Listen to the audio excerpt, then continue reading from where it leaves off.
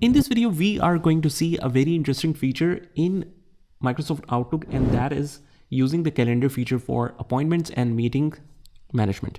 Let's say that you have received any particular email and it is about a specific meeting on a specific date and time. What you can do is just open up that particular email. Let's say this is the meeting email, and just click on the three dots on the right hand corner and click on meeting icon. Click on the meeting, and here it says, do you want to download the external content? Click on yes, and now we can set everything about it. We have received this from this email ID. The title is this. We have received this email from this particular person. You can mention any optional details about it, and basically the start time and end date and time can be set here. So for example, I want it to be reminded on Sunday from 7 p.m. to 7:30 p.m.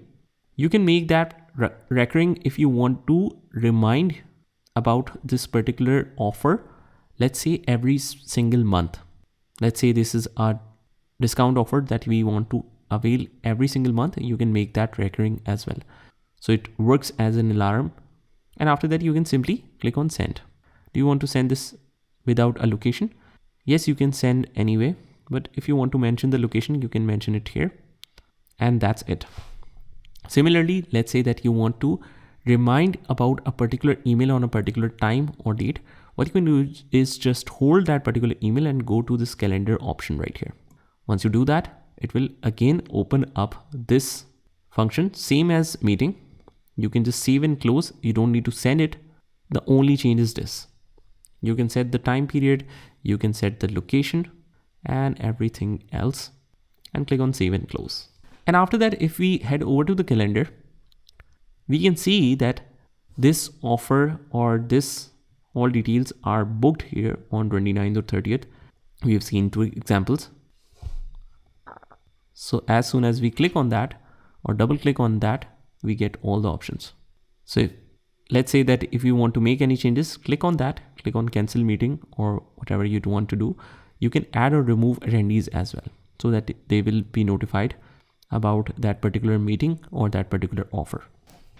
Similarly, if you want to make any changes, like you want to set the reminder of recurrence every 15 minutes, you want to switch it to 10 hours, you want to mention show as busy, free, working elsewhere, you can use all of these functions. Meanwhile, we have also received the reminder, as you can see here.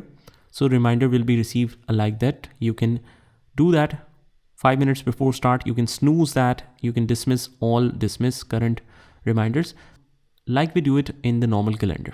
Similarly, you can mark this as high importance if that meeting is very important. And if you have set multiple reminders, you can set it of low importance if it is just a reminder of any particular offer that you can or cannot avail.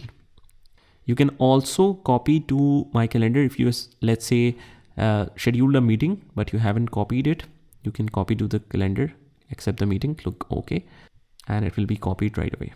As you can see here, it is copied double times here. Similarly, let's say that we don't want to attach a reminder of any particular meeting or anything related to email, but we want to mention it directly from calendar. We can do that as well. What we will do is just click on the calendar and let's set Monday. Every Monday, we will set that, and we will obviously set it moving forward. So let's say it's a weekly meeting. I set it to next Monday. Next Monday will be 1st December. And after that, we can make all the settings. If you directly click on it, it will only show you the customization options.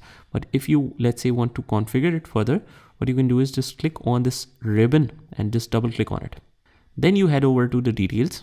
It's a weekly meeting and it will be reminded to you, not all day. It will be reminded to you at 9 a.m. to 9:30 a.m. And let's make it recurring. Duration is for 30 minutes, the appointment time, in which we can also invite attendees and they will be marking their attendance for that particular meeting. It's a weekly occurrence on every Monday, recur every 1 week. That means every single week. If we want to mention it on alternative weeks, we can set it to 2 as well. Range of recurrence is starting from 1st of December till the end of May. So let's say that we want to end it on December 2026. We can mention it here. If you don't want to mark any end date, you can also set it to no end date. Click OK. And now it is set on the recurrence basis. Let's close out of here. We want to save the changes.